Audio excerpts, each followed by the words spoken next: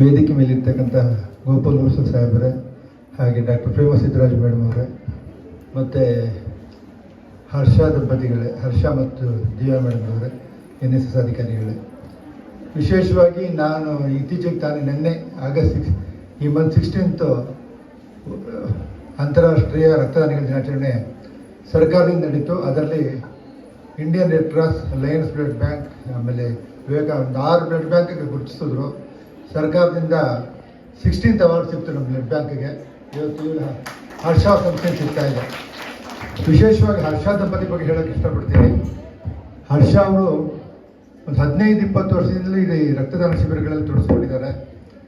ಬೇಜಾರಾಗಿ ಅವ್ರು ಮೋಟಿವೇಟ್ ಮಾಡೋದು, ಅವರಾಗಲಿ ದಿವ್ಯಾ ಮೇಡಮ್ ಅದರಾಗಲಿ, ಈ ವುಮೆನ್ಸ್ ಕಾಲೇಜ್ಗೆ ಹೋದಾಗ ಮೋಟಿವೇಶನ್ ಸ್ಪೀಕರ್ ಆಗಿ ನಮ್ಮ ದಿವ್ಯಾ ಮೇಡಮ್ ಕರ್ಕೊಂಡು ಹೋಗ್ತಾ ಇದ್ದೆ. ಒಳ್ಳೆ ಮೋಟಿವೇಶನ್ ಸ್ಪೀಕರ್, ರಕ್ತದಾನ ಹೇಗೆ ಮಾಡಬೇಕು ಏನು ಅಂತೆಲ್ಲ ಭಾಳ ಮೋಟಿವೇಟ್ ಮಾಡಿ BMS ವುಮೆನ್ಸ್ ಕಾಲೇಜಲ್ಲಿ ವರ್ಷಕ್ಕೆ 50-60 ಯೂನಿಟ್ ಡೊನೇಟ್ ಮಾಡ್ತೀವಿ. 170 ಯೂನಿಟ್ ಡೊನೇಟ್ ಮಾಡೋ ತನಕ ಆಗಿದೆ. ಇದಕ್ಕೆಲ್ಲ ಮುಖ್ಯ ಕಾರಣ ದಿವ್ಯಾ ಮೇಡಮ್ ಅವರು. ವಿಶೇಷವಾಗಿ ಹರ್ಷ ಅವರು ನನಗೆ ಕರೆದಾಗ ಅಂದ್ಕೊಂಡೆ, ಪ್ರತಿ ಇಯರ್ ಕರಿತಾ ಇದ್ರು ಕಾರ್ಯಕ್ರಮಕ್ಕೆ ಗೆಸ್ಟ್ ಆಗಿ ಬನ್ನಿ, ಏನಾದರೂ ಬನ್ನಿ. ಬಟ್ ಯಾಕೆ ಒಂದೇ ದಿನ ಸರ್ಕಾರದ ಜೊತೆ ನಾವು ಅಸೋಸಿಯೇಟ್ ಆಗಿ ರಕ್ತದಾನ ಶಿಬಿರ ಬ್ಲಡ್ ಡೋನರ್ಸ್ ಡೇ ಮಾಡ್ತಿರೋದ್ರಿಂದ ಬರೋಕ್ಕಾಗ್ತಿರಲಿಲ್ಲ. ಇವತ್ತು 2 ದಿನ ಹೆಚ್ಚು ಕಮ್ಮಿ ಆಯಿತು, ಬಂದಿದ್ದೀನಿ. ವಿಶೇಷವಾಗಿ ಪ್ರೇಮ ಸಿದ್ದರಾಜ್ ಮೇಡಮ್ ಅವರು ಮೋಟಿವೇಶನ್ ಸ್ಪೀಕರ್ ಹೌದು, ಬಹಳ ಉತ್ಸಾಹಿಯಾಗಿ ತಮ್ಮದೇ ಆದ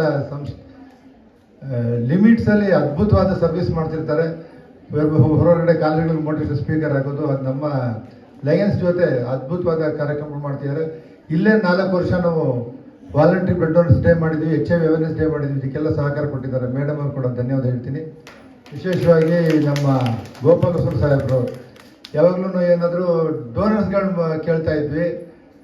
ಅದನ್ನು ರಿಸೀವರ್ ಆಗಿ ಯಾವ ಟೈಮಲ್ಲಿ ರಕ್ತ ಬೇಕಾಗುತ್ತೆ ಏನು ಅನ್ನೋದನ್ನು ಮನದಟ್ಟು ಮಾಡಿದ್ವಿ. ಬೇರೆ ಎಲ್ಲಾದರೂ ನಾವು ಭಾಷಣ ಮಾಡ್ಬೇಕಾದ್ರೆ ಅದು ಬೇರೆ ಪೇಷಂಟ್ಸ್ಗಳಿಗೆ ಮೋಟಿವೇಟ್ ಮಾಡಬೇಕಾದ್ರೆ ಡೋನರ್ಸ್ಗಳಿಗೆ ತಮ್ಮ ಈ ಘಟನೆಯನ್ನು ಜ್ಞಾಪಿಸ್ಕೋಬೋದು ಸರ್, ತಮ್ಮ ಪರ್ಮಿಷನ್ ಕೊಟ್ಟರೆ ಜ್ಞಾಪಿಸ್ಕೊಂಡು ಹೇಳ್ತೀನಿ. ಮತ್ತೊಮ್ಮೆ ನನಗೆ ಗುರುತಿಸಿದ್ದಕ್ಕೆ ಹರ್ಷ ದಂಪತಿಗಳಿಗೆ, ದಿವ್ಯಾ ಮೇಡಮ್ ಅವರಿಗೆ ಮತ್ತೊಮ್ಮೆ ಧನ್ಯವಾದ. ಮೂರ್ತಿಯಲ್ಲಿದ್ದೀರಿ, ಮೂರ್ತಿಗೂ ಧನ್ಯವಾದ. Thank you very much.